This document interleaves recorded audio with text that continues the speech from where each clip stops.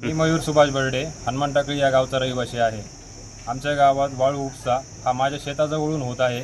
मोठ्या प्रमाणात ही दहशत गाजवली जात आहे आणि दहशतगार हे सगळे वाळू उपसावाले हे सोशल मीडियावर पण टाकत आहेत आणि याचं आव्हान हे पोलिसांनाही देत आहेत। यांना काही बोलताना हे आपल्याला सरळ सांगतायत की कितीही काही झालं तर पोलीस माझं काही वाकडं करू शकत नाही। याचे आम्ही लेखी पोलिसांनाही दिलेलं आहे, तहसीलदारकडे पण दिलेलं आहे आणि आम्ही हे प्रांत ऑफिसला पण दिलेलं आहे।